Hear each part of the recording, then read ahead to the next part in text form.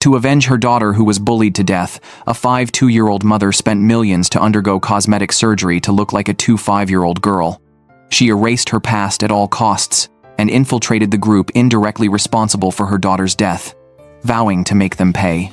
However, merely changing her facial appearance was not enough. To avoid any slip-ups, she made an almost insane request to her surgeon. She wanted a full-body transformation. This included changes to her appearance, skin, vocal cords, and even her bone structure. She needed to completely reshape all her physical characteristics, including her height. This resolute mother, named Reiko, was just an ordinary single mother who had struggled to raise her daughter Yune on a meager income from her job as a caregiver. She watched Yune start a family and have a lively and adorable grandchild. Although life was financially tight, her heart was always filled with simple happiness. However, this happiness was abruptly halted on her grandchild's 5th birthday when a sudden tragedy struck right before her eyes. Yune and her grandchild fell from a height, killing Yune instantly and leaving the young grandchild in a deep coma. After a brief investigation, the police quickly concluded the case as a suicide due to postpartum depression. At Yune's funeral, several women who claimed to be Yune's friends wept bitterly. Yune's husband introduced them as mothers of classmates from the grandchild's kindergarten, who often gathered for activities and seemed to have good relationships. Yet, Reiko felt something was off in her heart.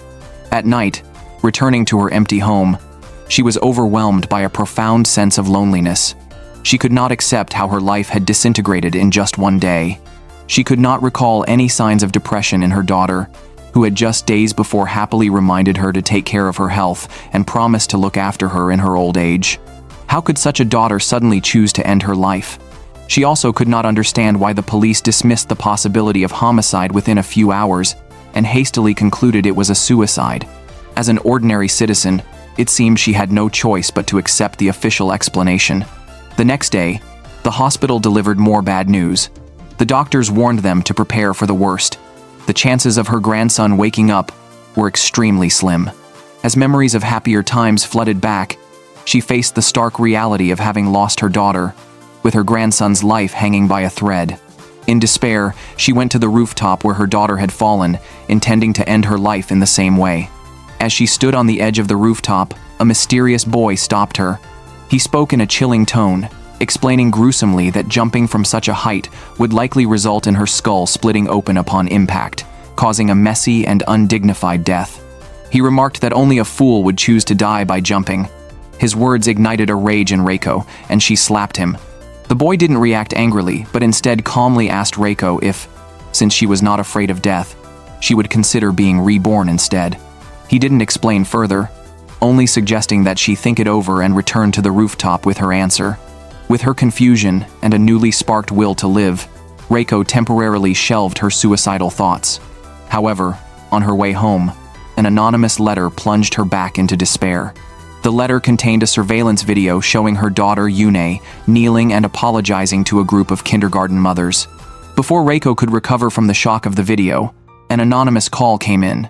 The caller, using a voice changer, told her that her daughter did not commit suicide but was murdered by the women in the video. After delivering this message, the caller hung up. Driven by anger and confusion, she decided to confront Saori, a key figure among the group of mothers. However, despite repeatedly ringing the doorbell, no one answered, while loud laughter and voices could be heard inside. After discovering the garden gate unlocked, Reiko decisively pushed open the door and entered. As she approached the living room, the conversation she overheard froze her in her tracks.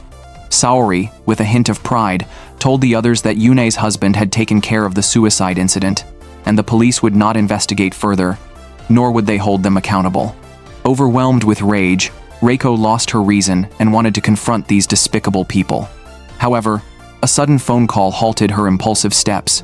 The call was from an elderly man she had long cared for. Knowing he didn't have much time left and there was no need for resuscitation, and with no children of his own and a fortune worth hundreds of millions of yen, he preferred to leave it all to Reiko rather than to distant relatives who had never cared for him. He expressed deep gratitude for Reiko's years of care and felt that she deserved the inheritance. Shortly after making his last wishes known, the gentleman passed away peacefully. Looking at her comatose grandson in the ICU, and recalling the cold conversation she just heard.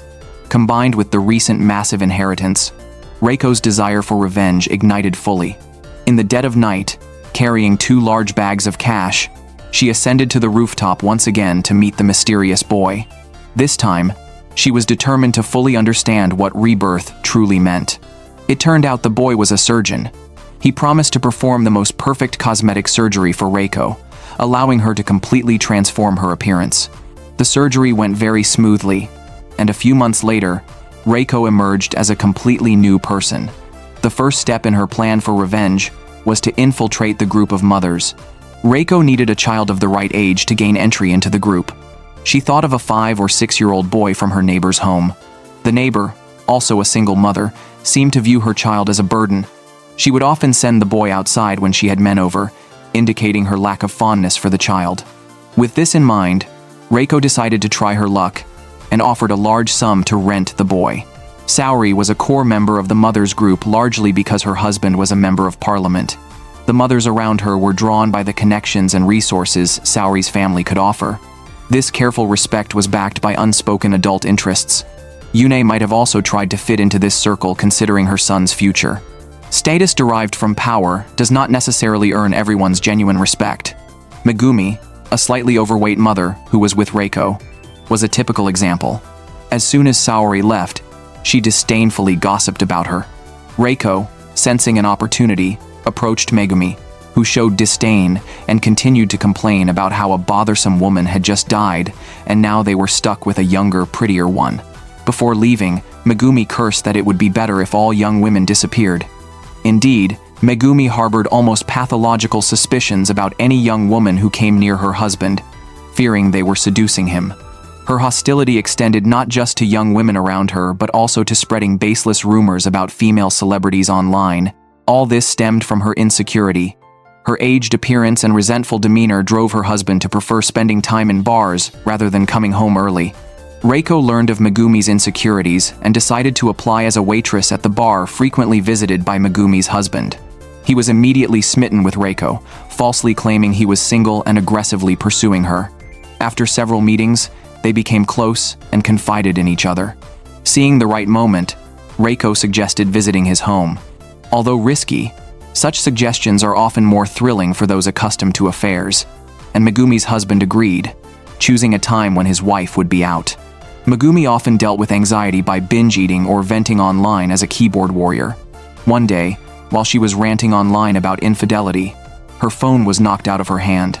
Reiko helped her pick it up and saw her posts. Megumi begged Reiko not to spread the word, admitting she could understand but not forgive infidelity. Reiko, appearing empathetic, lowered Megumi's guard. Surprised, Megumi realized that even attractive young women like Reiko could be betrayed by men. Sharing a common disdain for unfaithful men, they naturally aligned.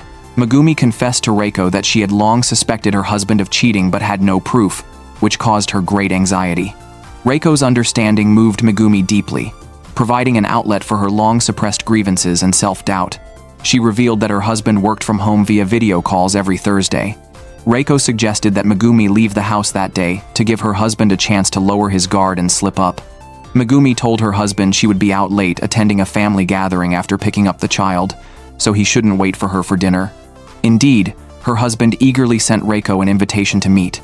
Reiko arrived as planned, and as soon as she entered, Megumi's husband was anxious to get close. Reiko asked him to wait a moment while she went to the bathroom. A few minutes later, Reiko came out wearing a mask, saying she wanted to create a romantic atmosphere and suggested they reenact a classic scene from Titanic. Reiko quickly went to his laptop, turned on the camera and microphone, then came back and positioned him to turn around and raise his arms. Within minutes, the video conference room was filled with colleagues. Unaware, the husband blurted out complaints about his co-workers and accidentally revealed his married status due to his excitement. Reiko pretended to be angry and stormed off, knowing Megumi would soon return. As she was about to open the door to leave, she heard keys turning outside. Reiko quickly hid in the bathroom and locked the door. The next second, Megumi burst into the room, saw the high heels at the door and her husband's scant attire, and in a rage, threw him to the floor. During this commotion, Reiko slipped on the high heels and left the scene. Just as Megumi was about to chase after her, the doorbell rang. Outside were two plainclothes police officers who had received a complaint accusing Megumi of making defamatory statements online. They asked her to cooperate with the investigation. The complainant was none other than Reiko. Risako accidentally discovered that the apartment Reiko now lives in was the very same one where Yune had lived before her death. She and the other members of the mother's group had seen the live broadcast involving Megumi's husband. Even though the woman in the video wore a mask, Risako felt she looked strikingly similar to Reiko. Now, with Megumi arrested and Reiko living in the same building as Yune once did, Risako couldn't help but suspect a connection. Thus, she used the excuse of her son wanting to play with Reiko's son to suggest a visit to Reiko's home. Unable to refuse, Reiko agreed. The moment Risako pushed open the door, she was certain room 502 was where Yune had lived. As soon as they entered, Reiko locked the door behind them. Noticing Risako gazing out the window thoughtfully, Reiko took the initiative to explain that the balcony offered a great view. The apartment was close to the school, and the rent was exceptionally cheap. Hearing about the balcony, Risako became anxious, with disturbing images flashing through her mind. She curiously asked Reiko why the rent was so low, and if she had asked the real estate agent why. Reiko openly admitted that it was a stigmatized property, and that the previous owner had recently died. She had only found out recently that the deceased was the very Yune they spoke of. Before Reiko could finish her explanation, Risako interrupted her. She sarcastically laughed at Yune, calling her extremely hypocritical. She recalled a conversation with Yune about their children's futures, where every parent wanted their child to attend a private school that feeds directly into high schools, and the tutoring teacher had said Yune's grandson had a good chance of getting into the prestigious Kuran Academy. Yet Yune had insisted she had no such plans, wanting her grandson to grow up freely without turning him into a study machine. Risako mocked this idea. This hypocritical woman had criticized others' education methods, yet she couldn't handle the pressure and ended up committing suicide by jumping off a building with her child. Risako's words made Reiko sigh, astonished that just because of differing educational philosophies, this woman would bully and oppress Yune. Risako added that she had heard Yune not only abused her son for a long time, but also secretly worked in the adult entertainment industry behind her husband's back. Her husband, unable to cope, was planning to divorce her. Surprisingly, Yune's mental resilience was so weak that a few harsh words made her jump off the building with her child. After a brief pause, Reiko agreed, saying such a woman truly did not deserve to be a mother. Reiko responded this way because she suspected that Risako's comments were meant to test her reaction. As Reiko had analyzed, this conversation indeed made Risako believe that Reiko probably had no connection to Yune and had just happened to move into this apartment. A few days later, Risako saw the chairman of Kuran Academy speaking warmly and familiarly with Reiko at school, which made her both jealous and curious. Her reaction immediately drew Saori's mockery. All this was anticipated by Reiko. Risako's eyes lit up whenever she heard about Kuran Academy. She was desperate to send her son there, which caused her some embarrassment. Risako mockingly called herself a foolish education fanatic, simply wishing for her son to have a bright future. Reiko expressed her understanding, stating that most parents naturally want their children to learn and grow in the best environment possible, as it is the duty of a parent. Therefore, Reiko affirmed that Risako's intentions were absolutely correct. This response precisely hit Risako's sweet spot, making her feel she had finally found someone who understood her feelings, something she had never experienced before. To someone of Saori's elite status, attending a private school seems as easy as breathing. She alone strives to create opportunities for her child, never giving up despite minimal hope. Given the circumstances, Risako naturally hoped Reiko could act as a mediator and introduce her to the chairman of Kuran Academy to secure admission through backdoor channels. This played right into Reiko's plans. She had already found out that Risako's son was unlikely to get into the academy on his merits, and her family's financial situation was not robust. But giving Risako a glimmer of hope could drive her to extreme measures. Initially, Risako had stayed close to Miss Saori for networking, but now felt that the proud Miss Saori was unlikely to help and might even mock her. Risako presented Reiko with 8 million yen in cash, asking her to pass it to the chairman as a donation to the school. Reiko knew Risako intended this as a bribe and bluntly told her that the chairman might not be impressed by just 8 million yen. She advised Risako not to rush, Money isn't everything to everyone, but there is one thing nearly all men find irresistible: beauty. After speaking, Reiko planned to revamp Risako's appearance, using her sense of style at 60 to transform her.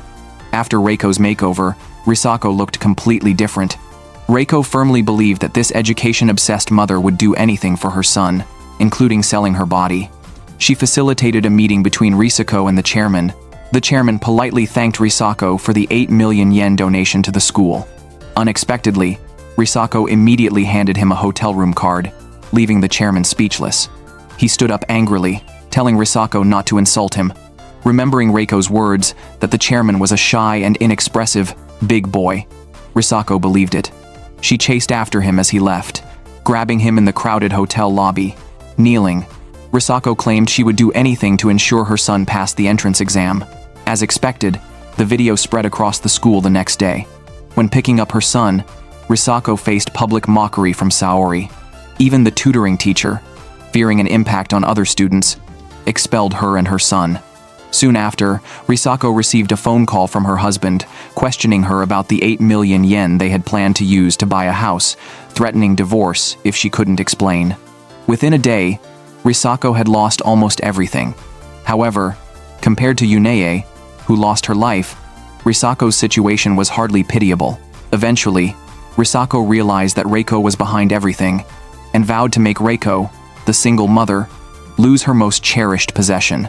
Risako kidnapped her adopted son and arranged to meet Reiko in the park. Although he was only adopted, Reiko did not want her revenge to cause pain to other families. She pleaded with Risako not to take away her most precious thing.